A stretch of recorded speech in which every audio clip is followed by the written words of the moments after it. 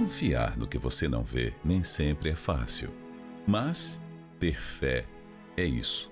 Acreditar que Deus está acima de tudo e pode sim mudar qualquer história. Uma passagem muito conhecida na Bíblia é sobre a pesca maravilhosa. A mensagem passada por Jesus ali é que devemos confiar em Deus e sermos instrumentos de sua vontade. Só assim seremos vitoriosos.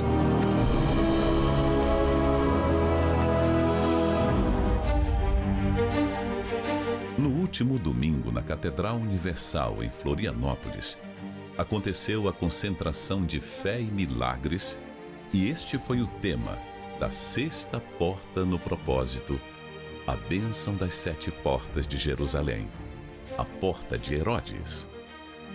Esta porta está localizada ao norte, próximo de onde estava a Porta dos Peixes, um local que reserva um ensinamento precioso sobre o verdadeiro sentido da vida. Quem esteve presente na reunião comprovou da força e do poder da fé em Deus. Eu sentia muito desconforto no estômago, eu sentia náusea, sentia dores. E depende assim, do alimento, né? Me machucava, me incomodava mais ainda, né? Sabe? Dava mais desconforto. Então eu, fazendo uso, né, da gota milagrosa, tomando aguinha todo domingo, e eu fiquei curada de algo que eu nem sabia que eu tinha, né? A pesca maravilhosa marcou um ponto de virada na vida de Pedro. E para quem participou do propósito da Porta de Herodes na Universal, muita coisa também mudou. Aí eu fui no hospital, lá no HU, chegou lá um médico, olhou o exame, ele assim, dona Juscelena, a senhora teve uma úlcera no estômago? Aí eu disse, doutor, a médica lá da clínica falou que tinha, só que... Aí ele assim, a senhora fez algum tratamento? Eu disse, não fiz, porque eu não sabia que eu tinha essa doença. Daí ele assim, a senhora assim, eu vou perguntar para um colega, né, um profissional meu aqui do hospital, para confirmar, né, junto. Daí ele levou para um colega, ele disse assim, realmente ela tinha úlcera, mas não tem mais, só tá cicatriz, sabe? E já estava bem grande na parede do estômago. Daí ele assim, realmente, a senhora não tem mais, tá? A senhora está curada, ele assim, porque... O que a senhora fez? Eu disse, não fiz tratamento nenhum. Aí eu lembrei, eu sou tratamento, né, todo domingo com a gota milagrosa. Às vezes o que te falta é um relacionamento mais profundo com Deus.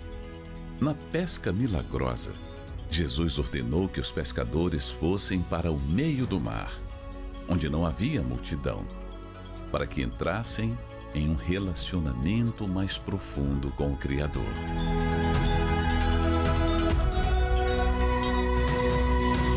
Você tem que saber que tem certas coisas que só Deus vai fazer. E buscar em Deus aquilo que você não consegue só. Eu quero, mas não consigo. Eu quero ser mais paciente, mas não consigo. Eu quero aprender a ouvir mais, falar menos, mas não consigo. Você sem Deus é nada. Eu sem Deus sou nada. Nós sem Deus nada somos. Venha ter uma experiência com o Altíssimo e compreender a importância da presença dele em sua vida.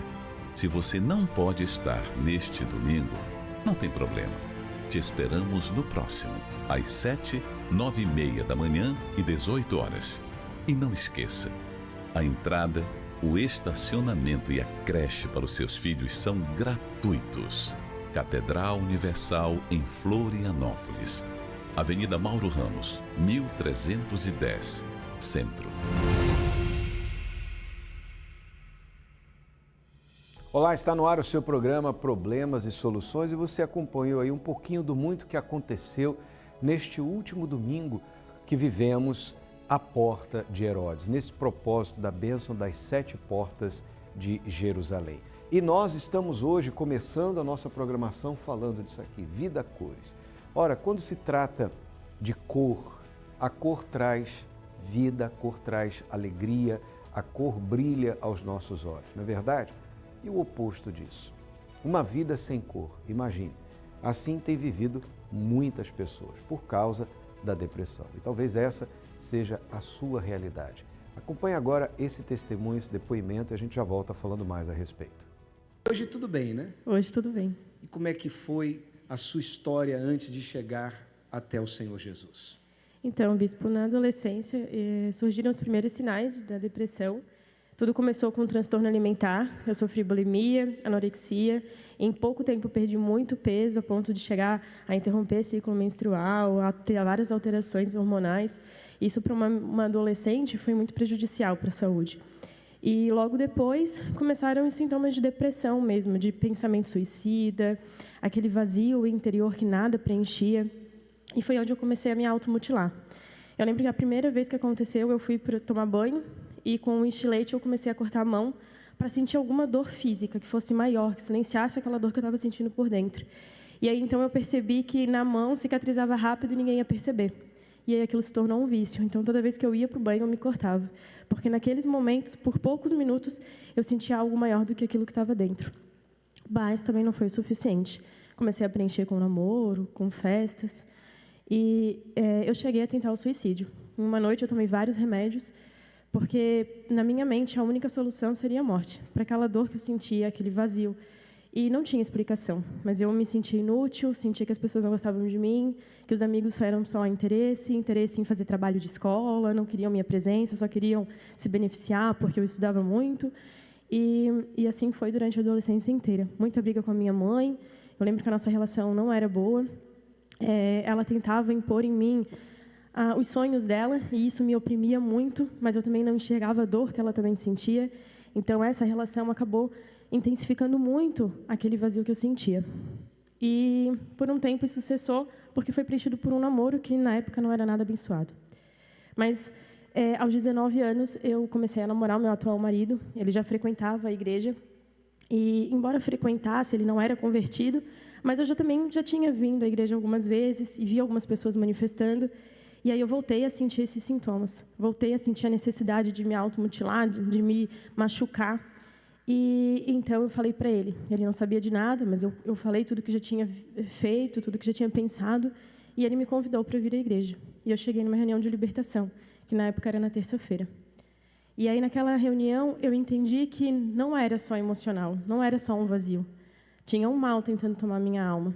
E a morte, que eu achava que era a solução, na verdade, ia me levar para o inferno. Então, eu comecei a ter medo. E aí, eu pedi ajuda para a obreira que estava fazendo a oração em mim. Falei para ela, eu quero ajuda, eu quero vencer isso. Mas é uma dor tão grande que eu não sei como vencer sozinha. E ela viu sinceridade em mim. Então, foi quando eu comecei a buscar. E aí eu comecei a aprender realmente, né? Eu vinha para a igreja e eu falava para Deus, Deus, se o Senhor existe, eu quero aprender, eu vou fazer tudo que o Senhor me disser. E eu comecei a renunciar a todas as coisas que eu fazia de errado. Né? A renúncia da carne, na época eu mantinha uma vida sexual, então eu renunciei tudo, eu entreguei tudo para Deus. Comecei a ver a minha mãe com outros olhos, a ter paciência e a perdoar as pessoas que tinham me machucado. E foi só nesse momento que aquele vazio foi sendo preenchido. E aí eu entendi que o vazio era a ausência de Deus. Porque, embora eu frequentasse a igreja, na época eu era católica, eu frequentava a igreja, eu tinha fé, mas eu não conhecia Deus de verdade. Eu não sabia, eu não praticava aquilo que a gente aprendia. E foi quando eu comecei a praticar, a renunciar a tudo, que aí esse vazio foi sendo preenchido. Uhum. E aí eu me batizei nas águas. Eu entrei na igreja em dezembro, em fevereiro me batizei nas águas. E em maio, eu fui batizada com o Espírito Santo. E aí tudo mudou completamente. De lá para cá. Então, bispo, de lá para cá, é o que eu sempre falo para as pessoas quando a gente vai evangelizar. As lutas, elas continuam existindo, né? A gente não pode ser hipócrita de dizer que depois que conhece a Deus, tudo vira maravilhas. Na verdade, não.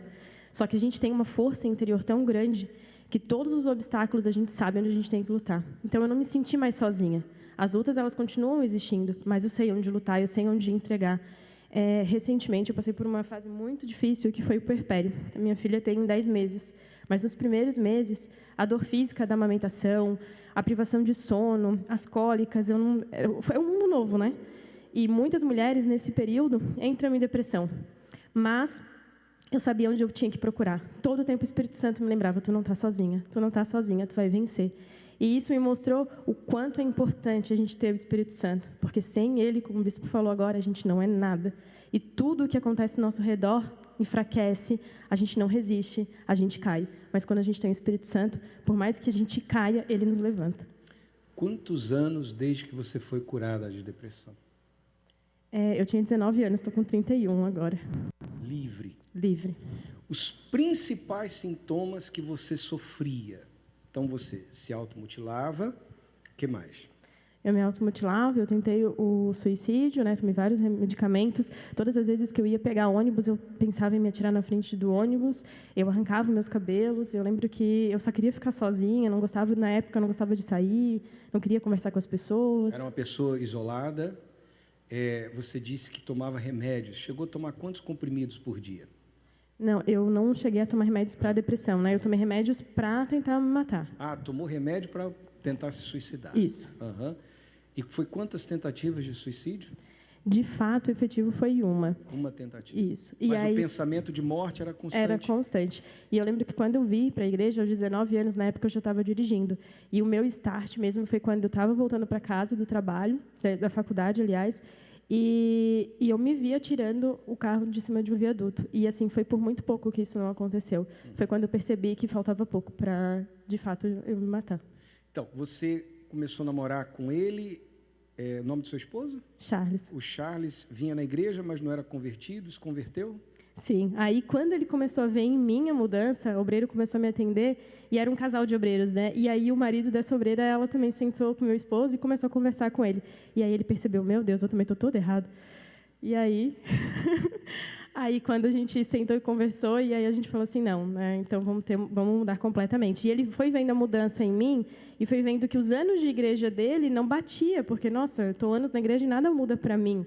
Né? E aí foi onde ele também teve o desejo de ter essa comunhão, né, de ter um verdadeiro encontro com Deus. Ele recebeu o Espírito Santo também? Sim. Vocês se casaram, porque vocês não eram casados?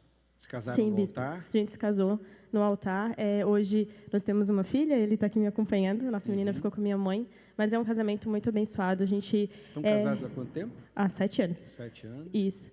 E, assim, é muito importante quando os dois estão na fé, porque um ajuda o outro. Então, quando a gente percebe que um está mais incomodado com os problemas do dia a dia, está mais entristecido, o outro não, vamos para o altar. É agora. E isso é muito importante, porque quando não tem, né, quando é só um, é mais fácil desse que não está também influenciar o outro a sair. Cadê o Charles? Está aqui? Vem cá rapidinho. Isso. E aí, Charles, bom dia, tudo bem? Então, como é o Charles hoje? Eu cheguei na igreja também muito... Na verdade, eu nasci na igreja, né? Não me lembro nunca ter me afastado, mas eu não era firme, né? Eu me prostituía muito, eu tinha vícios, assim, de pornografia, vivia no pecado, né? Então, só que eu sempre fui na igreja. Dentro da igreja, fora do reino de Deus. Fora do reino. Eu via minha família toda no mesmo caminho e eu fazia tudo igual. Tipo, a gente chegava na igreja, ouvia o pastor, saía da igreja e fazia tudo errado. Um religioso, né? Um religioso. Sempre foi assim. Então, quando ela falou... Só que eu condenava, tipo, quando ela me perguntava algumas vezes sobre suicida, sobre se tirar a vida, eu falava, não, isso aí é um mal, a pessoa vai para o inferno, não sei o quê. Porque eu não tinha esse desejo, né? Embora eu também tinha um vazio muito grande, uma tristeza muito grande, muitos conflitos, mas eu não pensava essas coisas. E aí ela sempre me questionava, sempre me perguntava, só que eu nunca dei bola, assim, porque eu achava, não, ela vive bem, tem uma família melhor que a minha, que está na igreja, não tem motivo para ela tirar isso, então nunca passou pela minha cabeça. Então, quando eu vi que ela estava se afastando, eu falei, olha, tu não quer mais namorar comigo, tu fala e a gente termina, pronto. E aí foi onde ela falou, tu nunca percebeu nada? Eu falei que não, aí ela contou o que estava passando, eu falei, olha, eu sei que tu não gosta da igreja, eu sei que eu não sou um bom exemplo, mas eu sei que lá pode te ajudar. Foi aí que ela começou a vir. Agora, vamos falar um pouquinho de você. Quando foi que você finalmente decidiu se entregar para Jesus? Cresceu na igreja, toda a vida na igreja, mas teve um momento que caiu a ficha e você viu que você estava perdido e você precisava de salvação. Quando é que foi o teu momento? Foi quando a gente chegou junto, né? Eu digo que a gente chegou junto, mas eu já estava. Que daí um casal atendeu a gente, né? Os obreiros, E aí eu fui conversar com o obreiro e ele falou assim, começou a perguntar, e eu falei, fui sincero com ele, contei toda a minha vida. E aí eu falei para ele, na verdade, eu nunca vi nenhum resultado na minha família e ninguém. Tipo assim, não vejo uma mudança nos meus familiares, não vejo mudança, então a gente veio na igreja, então não sei, eu estava meio perdido. Aí ele falou assim, tá, mas tu já seguiu tudo que o pastor prega ali para te dizer assim, ó, não acontece? Daí eu falei, não, nunca fiz, tanto que eu vivo no pecado. Ouvia e não praticava. E não praticava. Aí ele falou assim, tá, então vamos fazer o seguinte, começa a praticar tudo e depois, se não acontecer nada, aí tu vai poder dizer assim, não, eu fiz e não aconteceu nada. E aí foi onde a gente sentou, a gente abdicou toda a nossa a carne, as nossas vontades ali, a gente começou a se dedicar um para o outro, teve um momento que a gente se afastou também, porque por motivos que eu tinha feito com ela, eu contei a verdade para ela, então a gente se afastou um tempo, começamos a buscar o Espírito Santo, porque eu precisava estar bem para estar com ela. Porque não primeiro bem com Deus, para depois estar bem com a pessoa amada. Exatamente. Então, quando eu entendi que eu precisava estar bem para depois poder ter alguma coisa com ela, ou com as pessoas, ou ver um resultado na minha vida, eu precisava primeiro buscar a Deus. Então, foi onde eu comecei esse processo de libertação também, que eu achava que não tinha. Então, eu comecei o processo de libertação, me batizei nas águas pela 1000ª vez que eu já tinha me batizado. Mas foi a vez do batismo. A vez do batismo. Esse valeu para você. Esse valeu. Então, aí eu deixei ali todos os meus pecados, comecei a sacrificar, porque sacrificar é o mais difícil. Né? Vir na igreja, fazer voto, tudo isso é fácil. Eu digo que é fácil porque é algo que tu... se eu der um dinheiro no altar, amanhã depois eu vou ter de novo. Agora, sacrificar a minha vontade, tipo... aí é que são elas, né? É que é muito difícil. Então, a gente ficou 2 anos e 7 meses que a gente sacrificou para o nosso casamento.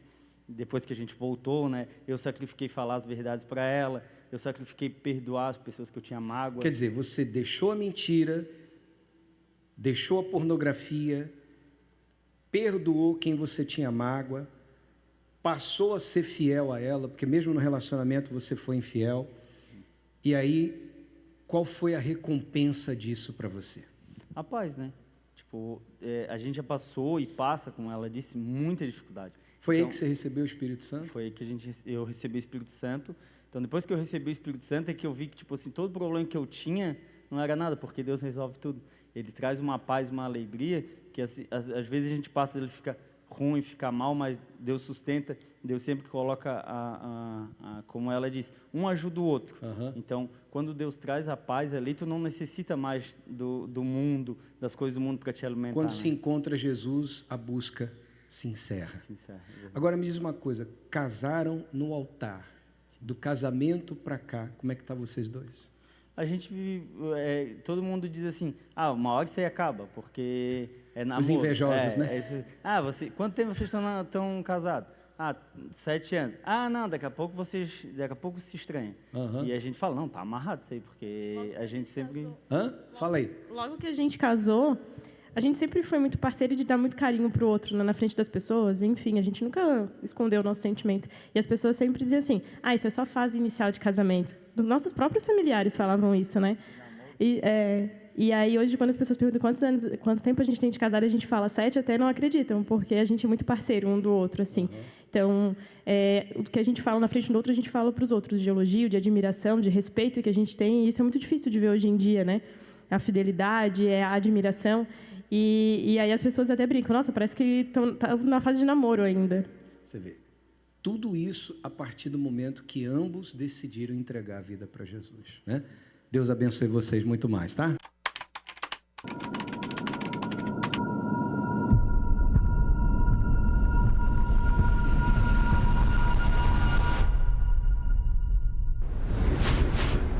A menopausa e o climatério são fases que assim assustam muitas pessoas. E eu quero desde já compartilhar com vocês que esse vídeo não é a mesma proposta de todos os outros vídeos que você de repente já buscou informação, né? Porque você que vive algum dilema do climatério, né? Algum sintoma que está aí te assustando, eu tenho certeza que você já buscou informação.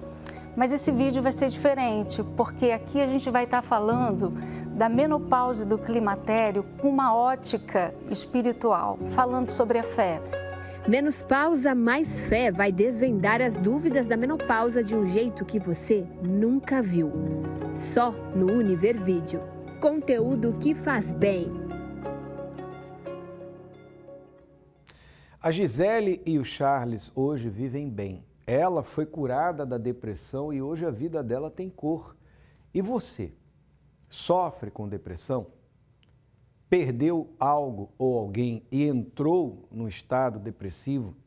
Perdeu a vontade de viver? A vida perdeu a cor para você? Talvez você esteja neste exato momento me assistindo de um quarto escuro. Você só sai para fazer suas refeições e de vez em quando a sua higiene pessoal. Você não tem mais vontade de viver. Parece que viver para você se tornou um martírio. Mas saiba, depressão tem cura. A Gisele foi curada de depressão. E Deus abençoou a vida dela em todas as áreas. Porque quando Deus faz a obra, Ele faz por completo. É isso mesmo. E eu quero dizer para você que está sofrendo, há sim uma porta que você pode passar por ela e encontrar a sua cura. Essa porta se chama Jesus. Ele sim tem o poder de curar o seu interior, porque você sabe, depressão não tem cura aos olhos da ciência.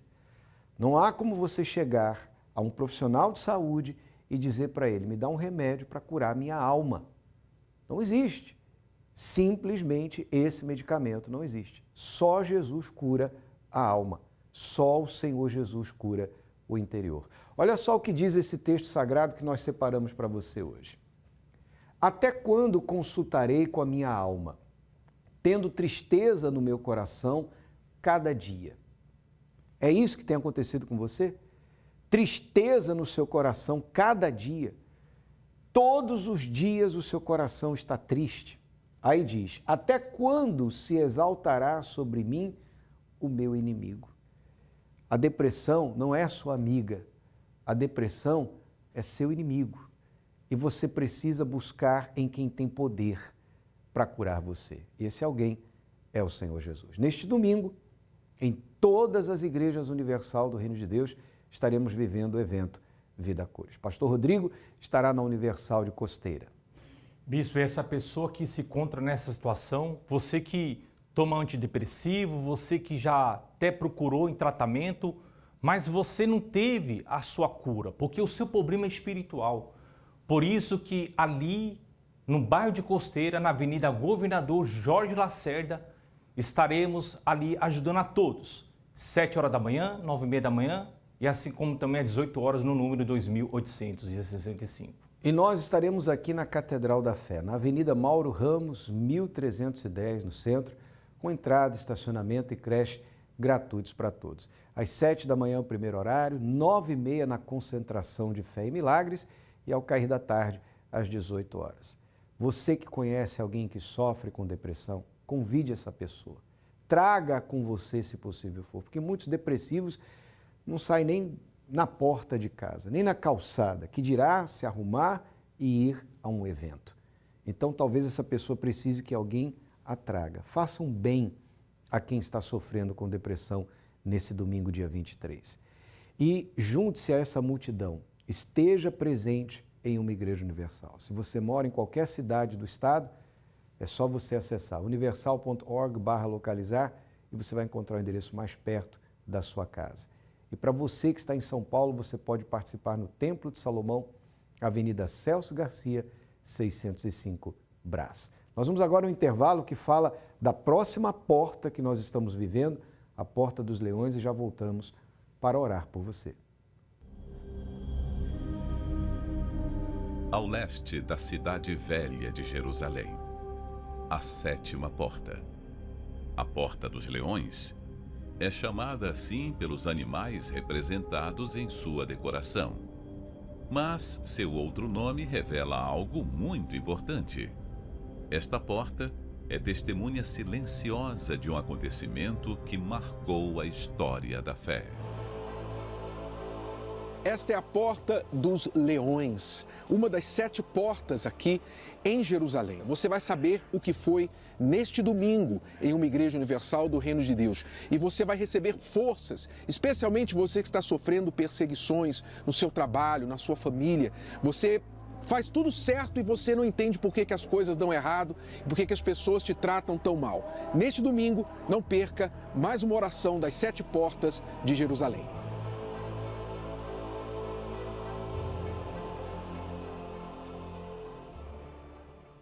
A Porta dos Leões vai tratar de um assunto muito interessante. Muitos são aqueles que têm sido perseguidos por causa da sua fé.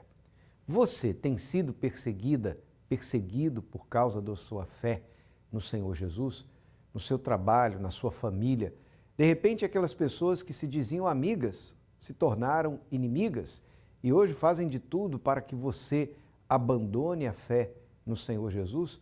Bom, neste domingo, dia 23, você certamente vai querer saber da lição que a Porta dos Leões traz para todos nós. Aqui na Catedral da Fé, na Avenida Mauro Ramos, 1310, no centro, 9h30 da manhã, na grande concentração de fé e milagres. E em todos os templos da Universal espalhados por Santa Catarina. Acesse universal.org/localizar e você vai encontrar o endereço mais perto da sua casa. Nós vamos agora à oração da fé com o bispo Sérgio Mota, o guardião da família.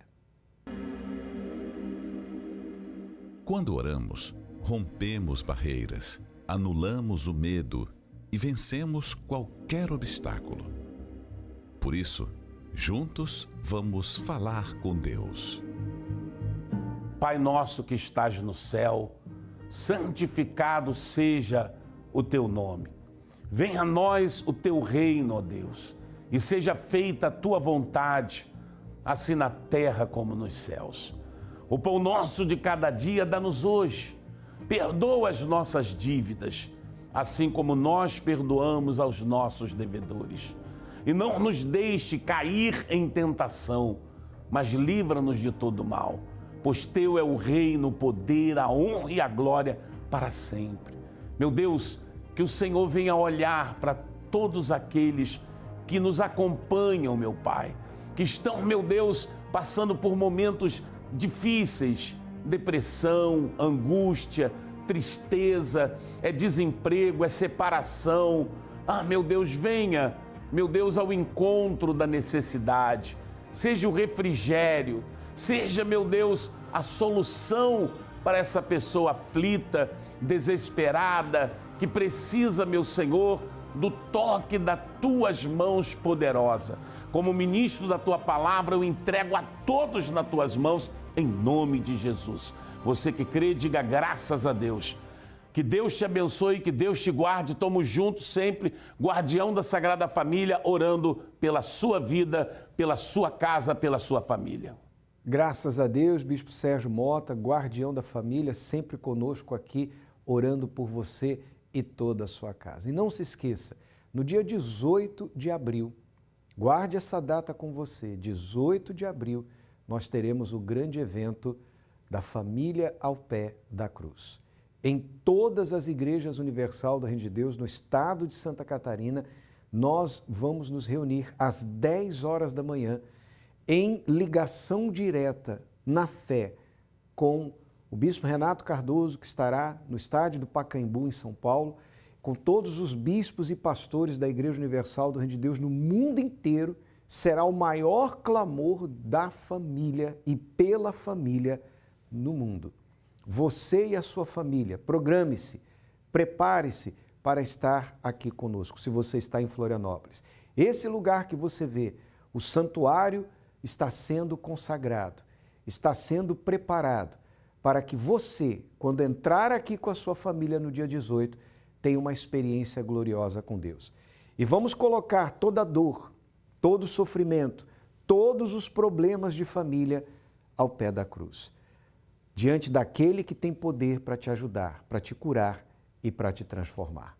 18 de abril, às 10 horas da manhã, também às 15 e às 18 horas. Tá certo? Mauro Ramos, 1310, no centro, aqui na Catedral da Fé em Florianópolis e em todos os templos da Universal. Eu vou ficando por aqui.